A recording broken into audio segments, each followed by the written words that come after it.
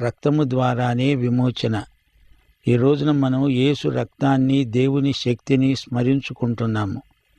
జకర్యా గ్రంథం 4వ అధ్యాయం 6వ వచనం.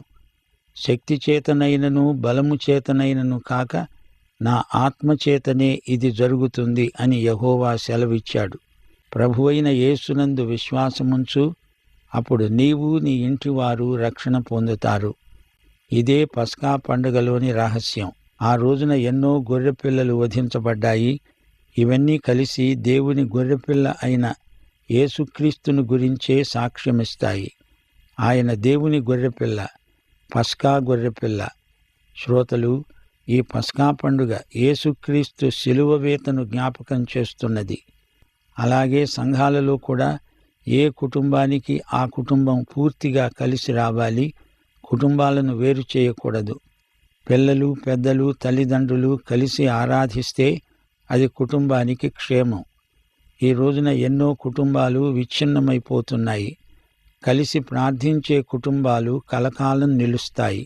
అలాగే రక్షింపబడని వ్యక్తికి నీళ్ల బాప్తిస్మం వల్ల లాభం లేదు. గమనించాలి, బాప్తిస్మం ద్వారా రక్షణ రాదు. యేసుక్రీస్తు ద్వారానే రక్షణ కలుగుతుంది. క్రీస్తే వధించబడిన దేవుని గొర్రెపిల్ల. ప్రియ శ్రోతలు, మనం క్రీస్తు దగ్గరికి వచ్చినప్పుడు నడుము కట్టుకోవాలి.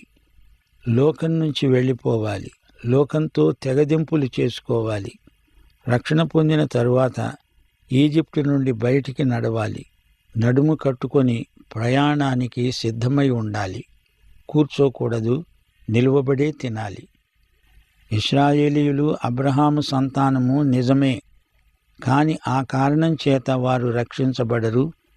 యేసుక్రీస్తు యొక్క రక్తప్రోక్షణ మాత్రమే నిన్ను నన్ను రక్షించగలదు.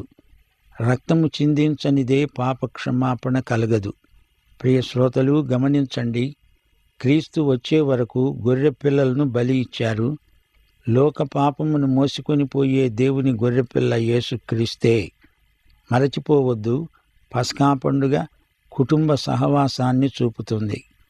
ఒకానొక రోజున యేసు ప్రభువు నిన్నడుగుతాడు, నీవు నా శరీరములోకి ప్రవేశపెట్టబడ్డావా? అట్టి బాప్తిస్మం నీకు లభించిందా? ప్రభురాత్రి భోజనం పాత నిబంధన పస్కా భోజనానికి కొత్త నిబంధన చెప్పే అర్థం, చేసే వ్యాఖ్యానం. ప్రభురాత్రి భోజనం మన నూతన జీవాన్ని పదే పదే మనకు జ్ఞాపకం చేస్తుంది. మనకు యేసే ఆధ్యాత్మిక పస్కా. కొత్త నిబంధనలో యేసుక్రీస్తు శిలువ మీద సంపూర్ణ బలి అర్పించాడు. యేసు బలి తరువాత జంతు బలులన్నీ రద్దయిపోయాయి. పితృపారంపర్యమైన వ్యర్థ ప్రవర్తనను విడిచిపెట్టారు. నిర్దోషము, నిష్కళంకము అయిన గొర్రెపిల్ల వంటి క్రీస్తు రక్తము చేత విమోచింపబడ్డాము. 1 యోహాను 3వ అధ్యాయం 5వ వచనం. పాపములను తీసివేయడానికి ఆయన ప్రత్యక్షమైనాడు. ఆయన యందు పాపము ఏమీ లేదు. ఆయన మనలను తన సొత్తుగా చేసుకోవడానికి తనను తానే మన కోసం అర్పించుకున్నాడు. మేకల యొక్క, ఎడ్ల యొక్క రక్తము కాదు, నిత్యుడైన ఆత్మ ద్వారా తనను తాను దేవునికి నిర్దోషిగా అర్పించుకొనిన క్రీస్తు యొక్క రక్తము మన మనస్సాక్షిని శుద్ధి చేస్తుంది. మా శ్రోతలు గమనించాలి, మోషే నుండి యేసుక్రీస్తు వరకు ధర్మశాస్త్ర యుగం ప్రవర్తిల్లింది. క్రీస్తు నుండి కృపాయుగం మొదలైంది. దాస్యం గతించింది, స్వతంత్రం వచ్చింది. పాపం చేస్తే పాపానికి దాసులమవుతాం.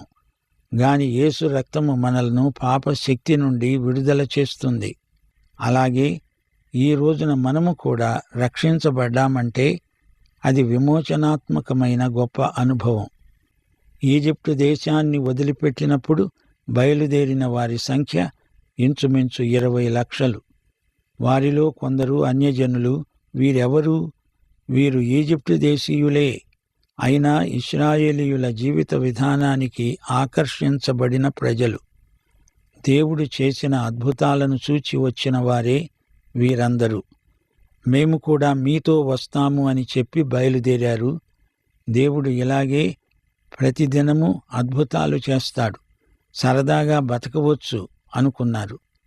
యోహాను సువార్త 2వ అధ్యాయం 23 చెప్పబడినట్లు ఆ పండగలో అనేకులు ఆయన చేసిన సూచక క్రియలను చూచి ఆయన నామమందు విశ్వాసముంచారు. అయితే యేసు అందరినీ ఎరిగినవాడు గనుక ఆయన తనను వారి వశము చేసుకోలేదు. ఆయన మనుష్యుని ఆంతర్యమును ఎరిగినవాడు. ఇశ్రాయేలు ప్రజలతో కలిసి వచ్చిన అన్య ప్రజల వల్ల ఎన్నో సమస్యలు వచ్చాయి. అనేక సందర్భాలలో సణిగారు. కొందరు తిరిగి వెళ్ళిపోయారు. నాయకులకు సమస్యలు తెచ్చిపెట్టారు. వారిని విసికించారు. అలాగే ఈ రోజున కూడా క్రైస్తవులలో మిశ్రమ జనాంగం ఎక్కువవుతున్నది.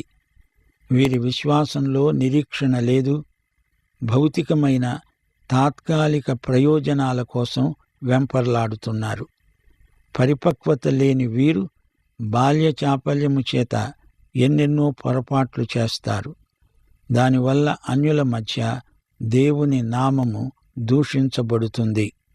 చూడటానికి పెద్ద గుంపుగానే కనపడుతోంది కాని యేసును యేసు కోసమే ప్రేమించేవారి సంఖ్య బహు కొంచెం. ఏ సంఘములోనైనా దేవుని కోసం నిలువబడేవారు కొద్దిమంది మాత్రమే. ఇది నిజం. పరీక్షలు రాసే విద్యార్థులకు తెలిసిన సంగతి ఒకటుంది. పరీక్షా ఫలితాలు వెల్లడించినప్పుడు 3వ తరగతిలో గెలుపొందిన వారి సంఖ్య ఎక్కువగా ఉంటుంది.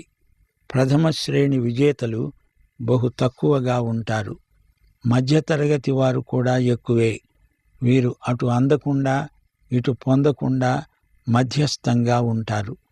100కి 100 ఫలం చూపగలిగిన వారే వీరులు, విజేతలు. యేసు సైన్యంలో పరిపక్వత గలవారే నాయకులై పరిశుద్ధతలో మార్గదర్శకులై ఉండాలి. దేవుని ప్రజలు తమకున్న దానిని లోకానికి విడిచిపెట్టకూడదు. దేవుని కోసం పెట్టుబడి పెట్టాలి. మన సాక్ష్యం, మన తలాంతులు, మన అవకాశాలు, మన ఆస్తిపాస్తులు అన్నీ విత్తనాల్లాంటివి. వీటిని నిత్యత్వపు ప్రయోజనం కోసం విత్తాలి, పంట కొయ్యాలి. కన్నీటితో విత్తేవారు సంతోషగానాలతో పంట కోస్తారు. పిండి పులిసిపోవడానికి కొంత సమయం పడుతుంది. అది పులవకముందే దానిని వాడాలి. తలాంతులు, డబ్బు దాచిపెడితే అది పులిసిన పిండి అవుతుంది. అది పులవకముందే ప్రభు ఆజ్ఞ మేరకు వాడాలి. దేవుని బిడ్డలు లోకం తినే తిండే తింటూ ఉంటే లోకంతోనే నశిస్తారు. మరో మాట, ఈజిప్టు దేశం లోకానికి సంకేతం. ఈజిప్టు ఆశలన్నీ విడిచి యేసును వెంబడిస్తూ పరమ కనానుకు పయనమై వెళ్ళాలి. పస్కా పండుగ కట్టడలు ఎన్నెన్నో ఉన్నాయి.